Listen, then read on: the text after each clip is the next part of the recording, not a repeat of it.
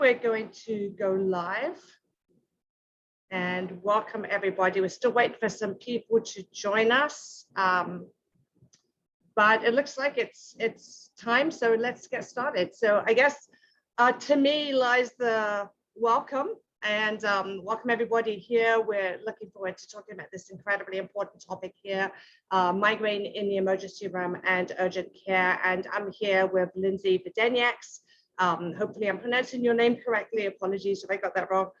From the Headache and Migraine Policy Forum. And of course, for those of you who don't know, my name is Shoshana Lipson, and I'm from Migraine Meanderings. So we are doing a series of videos together, HMPF and Migraine Meanderings, to elevate the patient voice and to find out a little bit more about what the patient experience is.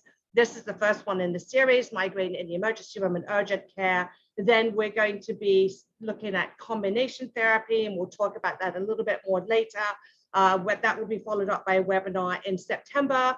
Then our third survey is going to be looking at medical devices. So medical devices that are FDA cleared for the treatment of migraine and other headache disorders. That will be followed up with a webinar in December.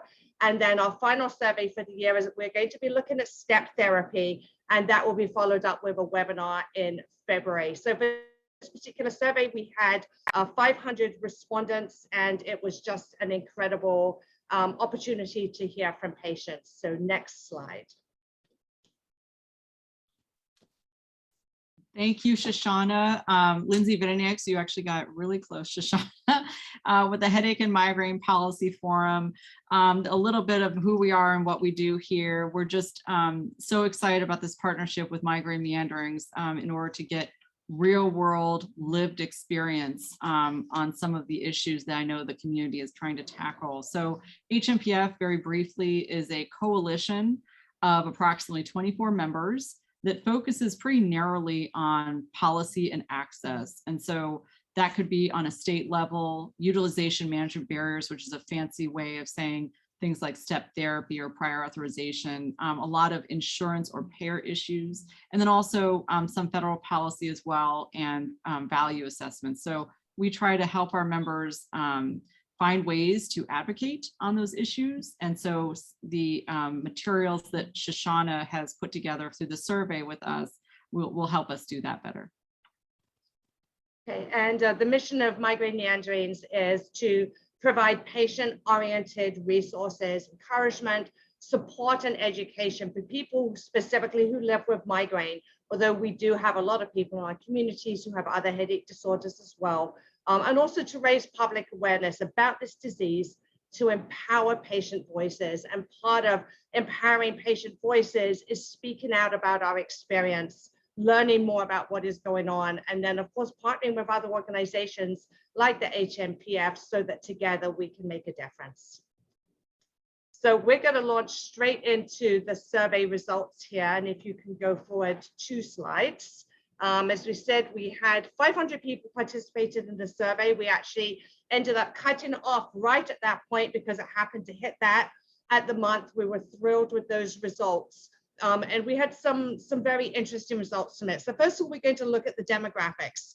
So this particular group of people who took this survey, we understand it's not representative of the typical migraine population in the US, but this is the community we had for this particular survey. So 32% of the people who participated had episodic migraine. We did not divide that into low frequency or high frequency. Episodic, we just left it as episodic. 68% of people had 15 to 30 days a month. Again, we didn't divide that up into just chronic migraine or daily migraine, but that is 68% who have chronic migraine. So for insurance coverage, we actually had more commercial insurance than I expected. I don't know about you, Lindsay, but 63% of people have commercial insurance. 36% of people had Medicare/Medicaid. So that could be one or the other or both. Only 2% had no insurance, and 8% said they had other. And then when we're looking at age, so 3% of the people were 18 to 25. Our biggest numbers were the 26 to 55 age range, which is not really any surprise to us. 29% of those were 26 to 40, 49% were 41 to 55. Then it starts dropping off. 13% were 56 to 64, and only 66% were 65 plus. Next slide. Thanks, Shoshana. And so, you know, not surprisingly, almost every patient polled said that they were doing their level best to stay out of the ER to prevent attacks, using some form of preventive treatment. And so nearly everyone had used a prescription oral medication or close to that, an injectable medication, similarly high with over-the-counter supplements. And then interestingly, a pretty significant number having used a medical device or a nerve block, and those utilizing a prescription infusion medication. So next slide. And same thing, after an attack had already occurred, almost everyone had used a treatment option to try to stop an existing attack. So similar numbers, but also including the nasal spray therapy, as well as the medical devices, which we thought was interesting. That's a substantial number in the community. Next slide. So then we started asking questions about seeking treatment at the emergency room or urgent care. And we started off by asking, what were the symptoms that most led the respondents to seek treatment? Obviously, a lot of people you're going to see have been to the emergency room or urgent care multiple times. So we just asked them to choose the most representative answer for them. So 89% was pain or extreme pain. 77% status migrainosus, which is a migraine attack that just will not stop. It's going beyond just 72 hours. 67% said that they went because of nausea, vomiting, dehydration. 31% because of aura or other visual disturbances or changes. 30%, so this is high, was stroke-like symptoms that you might get with certain rare types of migraine. 24% asphasia, some kind of speech disturbance. 9% said dizziness or vertigo, and 5% gave other symptoms as reasons for their primary reason, excuse me, to seek treatment at the ER. Next slide, please. Then I think this is what was most heartbreaking, at least to me, is that since being diagnosed with migraine, we asked people to estimate how many times they've been to the emergency room or urgent care.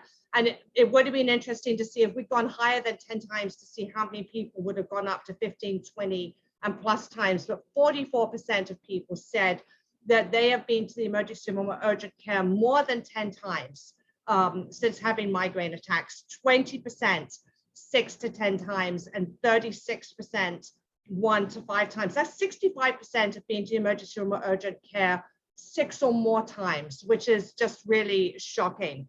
Then in the past year, we just kind of wanted to narrow it down a little bit. So we asked how many people have been to the emergency room or urgent care just in the past year. And this may have been skewed a little bit by the pandemic, but it's interesting data anyway. So 7% of people said they have been more than 5 times in the past year. 52%, so more than half of the people said that they have been 1 to 5 times in the past year. 41% said that they have not been at all in the past year. And I think that those numbers are really indicative of the issue that we have and that so many people with migraine face, because this is obviously a common situation. So next slide. So now we sort of turn to the why, right? Shoshana has given you some great but sad statistics about the frequency of folks utilizing the ER. We know that migraine patients are the 4th highest users of the ER in terms of disease states. And so we're going to talk a little bit, and the survey wanted to ask questions about the why. So barriers to care and treatment. So survey respondents here, that went to the ER said that largely due to a lack of access to a healthcare provider to treat their migraine. So there's a national headache specialist shortage. There's a national shortage of neurologists.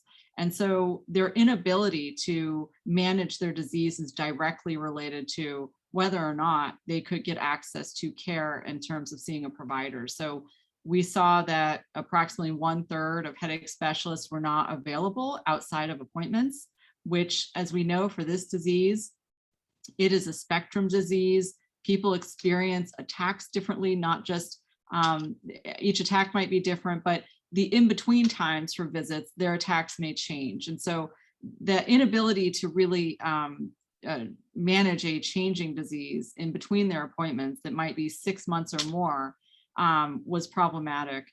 16% reported other, 14% is no headache specialist in their geographic area, and none available in network for the insurance plan. That 7%, we've seen cases where a good example was a plan in Kansas that required patients to see a UCNS certified headache specialist in their plan. And by the way, there were exactly 0 in the state.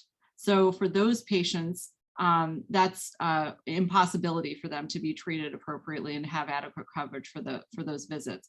6% stated that their primary care provider or neurologist just wouldn't refer them to a headache specialist. And then 5%, the amount of the copay to see the headache specialist was just too expensive. So these are not surprising numbers, but we know that there are contributory factors, the national shortage, these prescriber restrictions, and those sorts of barriers. So next slide. Now, even when patients are able to see their provider, that doesn't necessarily mean they get automatic access to the treatment that provider might have prescribed. So almost a third of the respondents that sought treatment reported that, in the meantime, they had experienced insurance coverage and denials. 19% of folks said that. 13% again indicated a high out-of-pocket cost or copay.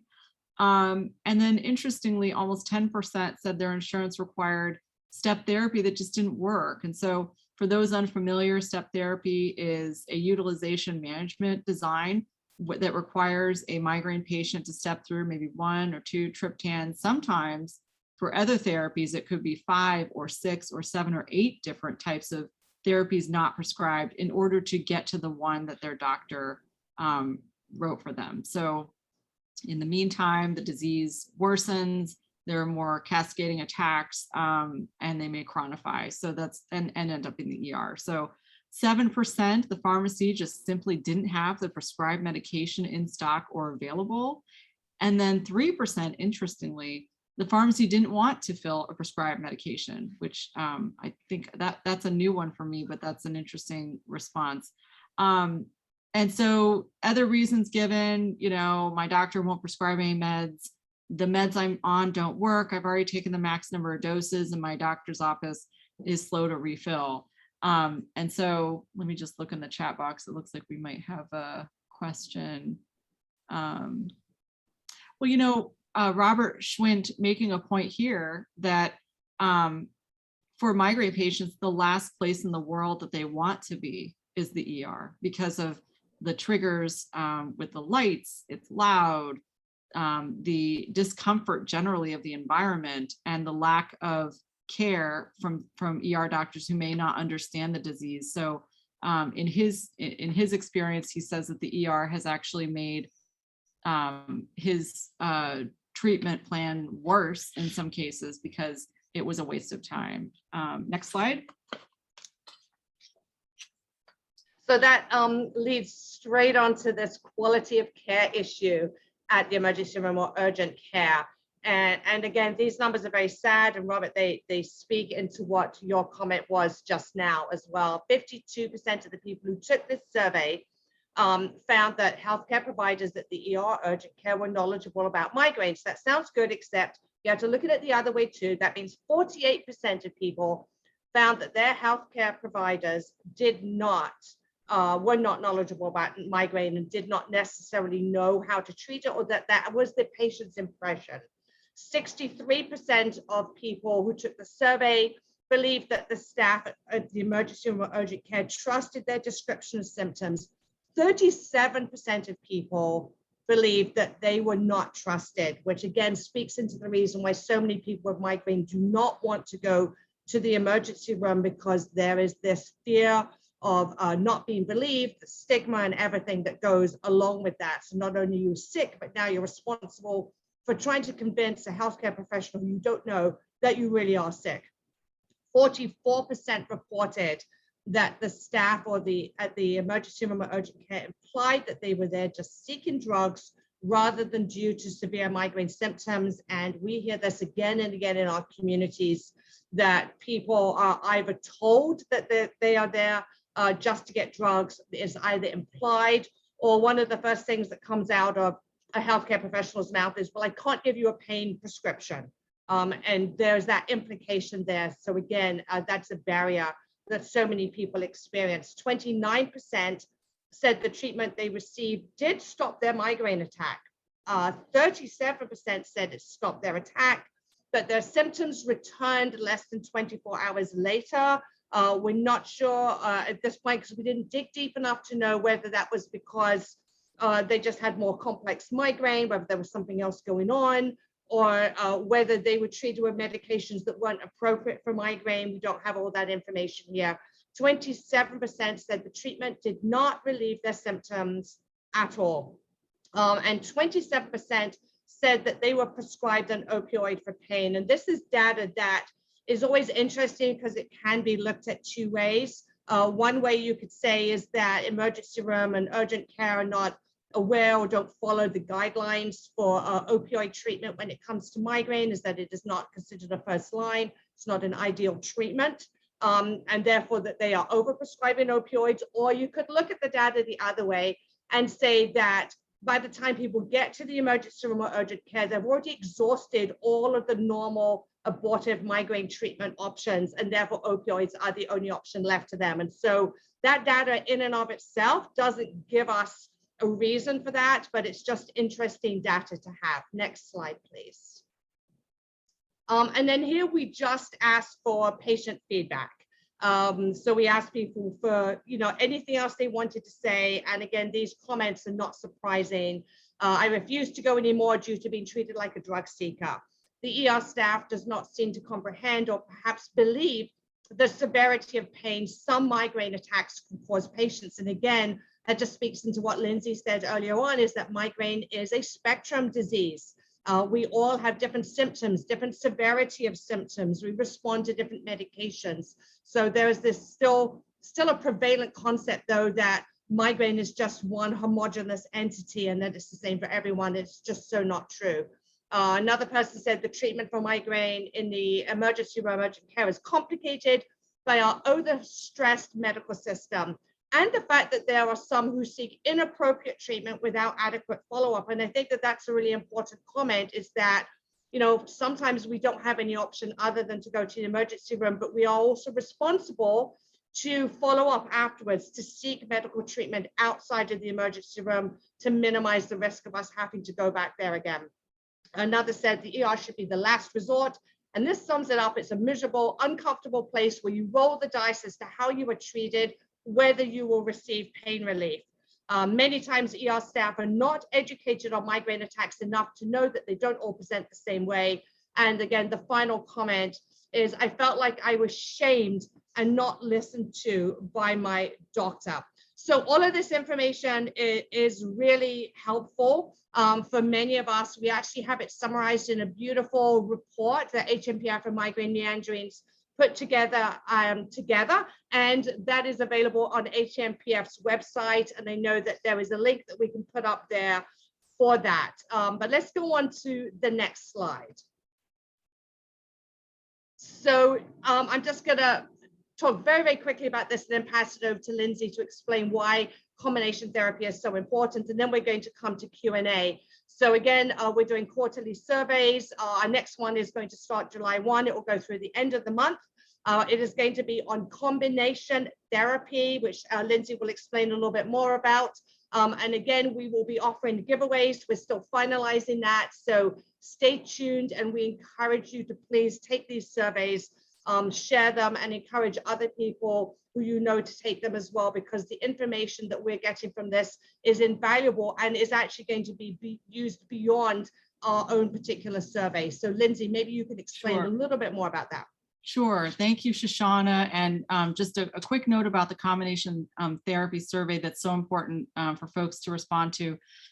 This disease and this community is probably one that's been using therapies in combination, more than one together, for a very long time. It's been traditionally the way you treat the disease, because one thing works, but it works better together with something else. We know payers and insurers have pushed back on that approach as investigational or not FDA approved, because drugs are approved individually, not together. Even where there's real world evidence that you might take a neurotoxin along with a CGRP, and that lowers your number of headache days per month. And so what we're trying to get and gather is this real world evidence from patients, so that we can provide that to payers and other policymakers who are trying to understand and make decisions about formulary coverage. So that's the one point. The other point that Shoshana made that I'll follow up on is this survey will have legs. It will go to eyeballs of folks who are making decisions. So at the end of the month, for example, there's a group called the Institute for Clinical and Economic Review, or ICER. People who know them understand what I'm talking about, but if not, very briefly, they do an economic modeling analysis of any new therapy that comes on the market and whether or not a payer should cover it, and whether it's cost effective. And because migraine is largely a disabling disease and there may not be mortality implications necessarily, they have valued certain therapies to be either higher cost effectiveness or lower cost effectiveness. So they've asked the community for very recent research and data about how effective coverage of migraine treatments might be utilized for payer knowledge. And so we will be providing, Shoshana and I, this survey data report to ICER as they're putting together this payer communication in November. So just know that this data will be utilized in a way that's helping patients more than the ones on this call. And then secondly, HMPF is undertaking a claims data project that is focusing very specifically on ER usage by migraine patients, because payers have a pharmacy benefit and a medical benefit. Pharmacy is your drugs, medical is hospital visits, and ne'er the two shall meet. And so they're very siloed in terms of coverage. And we're trying to make the case that if you can provide more effective treatment on the preventive side or acute therapies, you're going to keep people out of the ER if they can access those. And so we're just grateful that this is a continuing part of the conversation. And Shoshana, at this point, I think we had one additional comment in the chat. If you want to pull that up and talk about it. I don't see. I can read it. Here we go. Okay, yeah, sure. I see it. Okay, so this is where someone's asking, they don't know what to do. It's been going on since October, a lot of chopping and changing medication, nothing's working, pain relief isn't either. I want to be referred to a neurologist, still waiting on my GP, which just goes to highlight all the issues that we were talking about. I'm getting 6 migraine attacks every week, and often multiple ones in a day, exhausted and pain relief doesn't ease it in the slightest. And I wish we had answers for you, but it's really just highlighting the challenge that we have, which is, a shortage of certified headache specialists, lack of insurance coverage to see them. Even if they are in your area, you may not be able to get in, or you could have a 3-month wait, a 6-month wait. You could be sick on the day that you have your appointment. And so many primary care physicians and even general neurologists not understanding how serious migraine is and that you need that referral. I think the only thing I would say, and I'll just hand it over to Lindsay for her thoughts, is to encourage you and to everyone who watches this to advocate for yourself. I always say that it's the squeaky wheel that gets the oil. Sometimes it seems like you got to be really squeaky and that oil isn't coming, but and it's not fair. So I'll tell people it's not fair that we have to do this, but we do have to advocate for ourselves and be pushy. And that's very hard when you feel sick. But when we start to really advocate for ourselves to say this is unacceptable, that is when we start to see change happening. So yeah, Lindsay, what are your thoughts about that?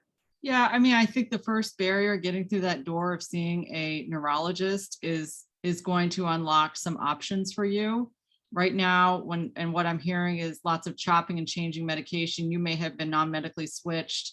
I don't know if that's the case. I think that, once you get that appointment with the neurologist, being pretty forward about to Shoshana's point, let's just keep trying, because the other thing is, and we know this, there are therapies that don't work for everyone, right? Even newer therapies, what might work for one person may not for another. So just keep trying.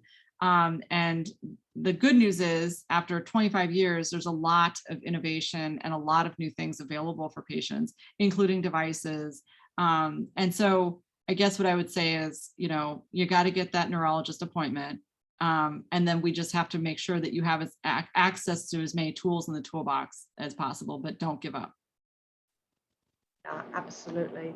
I know that somebody asked a question about migraine and menopause, so it is off topic for today. So just want to let you know that we're trying to stick very tightly to the topic of migraine in the emergency room and urgent care, but obviously it is an important thing. Just want to let you know there is research on it, and you can go to our websites and the other advocacy organization websites to learn more about that. But that's a hot topic for sure. I see, going to the, Gina said, I see going to the ER is a necessity sometimes because nothing's working and we need that treatment, but it's very uncomfortable. Sometimes the nurses aren't compassionate. We need it the most. Will this information be used to encourage different hospitals to become more friendly to us?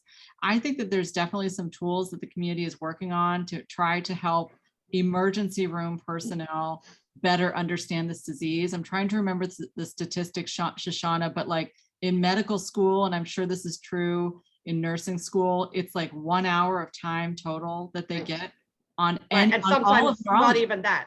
Right. Yeah, Sometimes not even that. Exactly. Right. And it's not just on migraine, it's all of neurology. Right. So like it could be movement disorders, it could be seizures, et cetera. So there is a lack of understanding, and that maybe breeds compassion. I mean, these are also the folks treating gunshot wounds and cardiac events. And so for them, the tiering of very bad things that can happen to a person in their mind is perhaps a little skewed.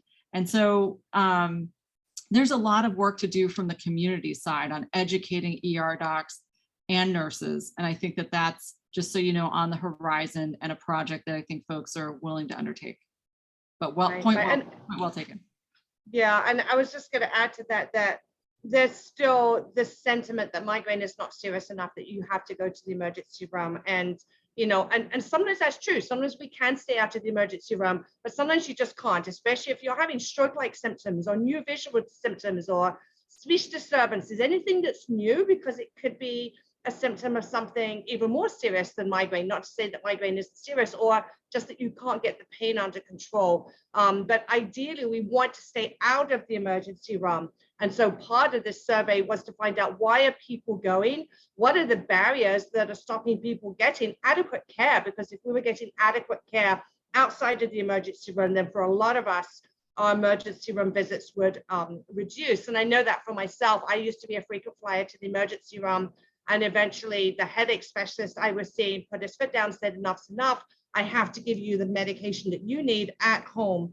So that I wasn't sure if it's for him or for me, because he didn't want to keep being called in the middle of the night from the emergency room, or it's just probably a combination, give him the benefit of the doubt. But since then, I've only been to the emergency room one time.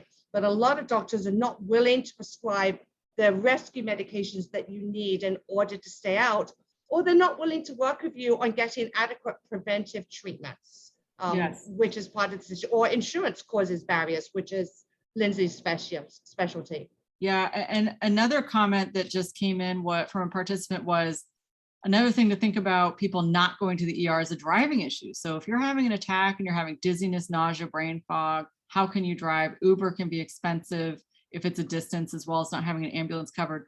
That drives home the point of, this is also a caretaker's disease, right? So the folks who are largely, who have attacks and are largely in some ways reliant upon a caregiver and a loved one to help get them to the ER.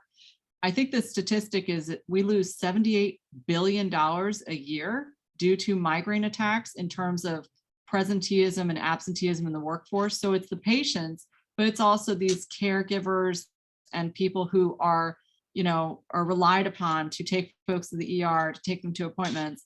It's an expensive disease. And so that point is very well taken, because it goes to the conversation we continue to have about the folks making decisions about formulary coverage need to factor in a lot of the economic ancillary costs that people have to live with. And it's not just the patient, it might be that support network as well. So that's a very good point. Absolutely. I did see a question there about did we include children? So quick answer to that, no, people had to be 18 plus for this survey. And I believe that's what we're going to do for each of these surveys, but Lindsay, correct me if I'm wrong.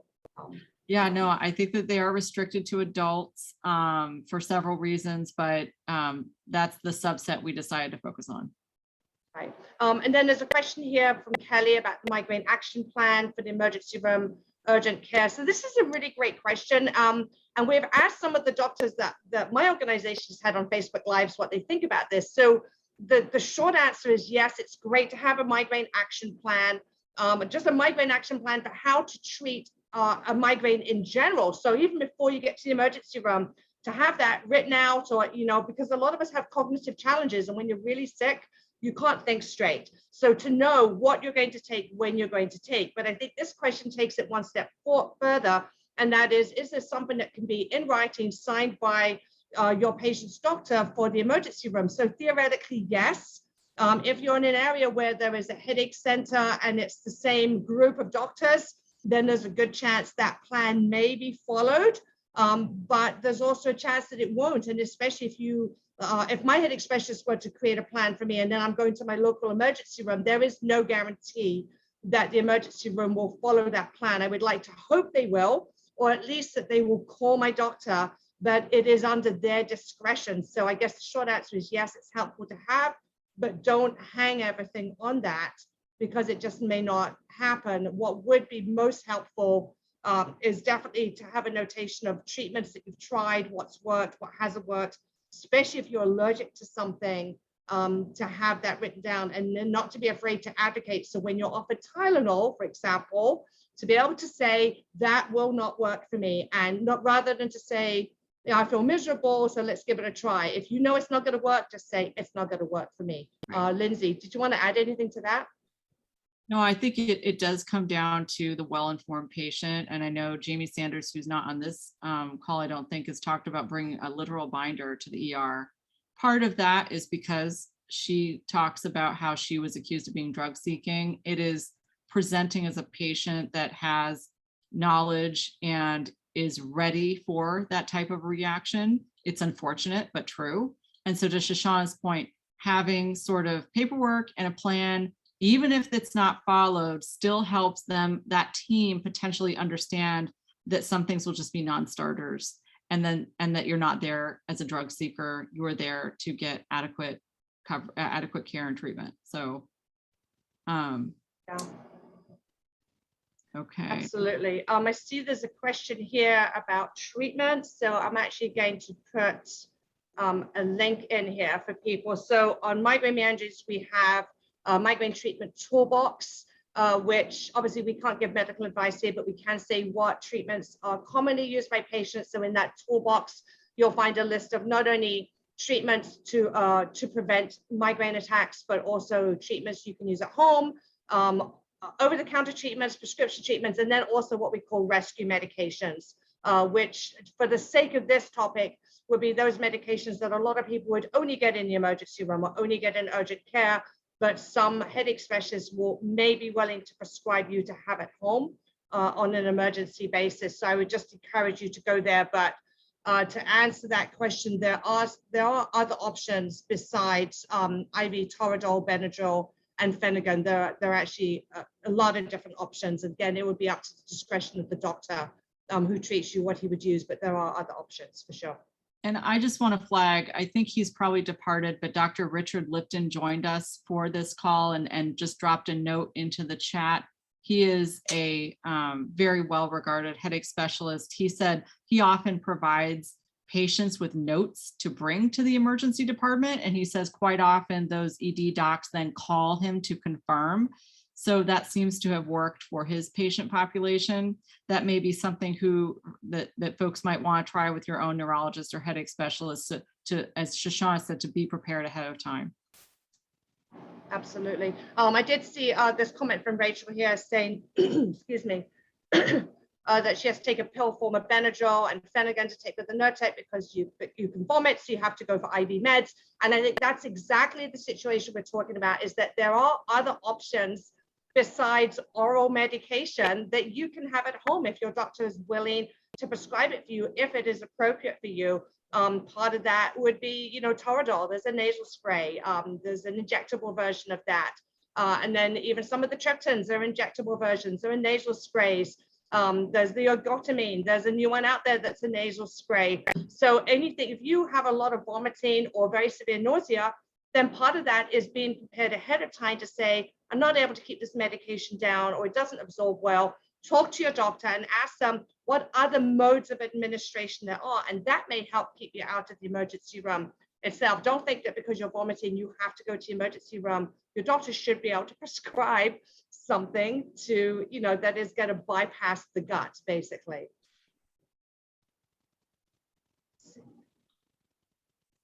I think that's all the questions, right? Yeah, I just want to say thank you. I'm sure Shoshana will too, to the folks who took time to watch and also to comment. It seems like this has been valuable information for folks. Again, it's probably buried in the chat. We can drop in where this report lives, but just encouraging folks to complete the next survey. Shoshana's team does a great job of putting that together and providing that to the community. So we're just grateful to be part of this experience. Well, and back at you as well. We couldn't do this without you. You make us look good, so thank you. And I think it's a great example of working together for a common goal, that together we are stronger. And thank you so much, everybody, for joining us today. The last question is, will there be a replay? This is being recorded, and it will be, eventually, it will be up on the YouTube channels for both HMPF and Migraine Meanderings. So come to our communities and watch for that link that we'll provide as soon as it's available. And again, thank you for joining us. Thank you.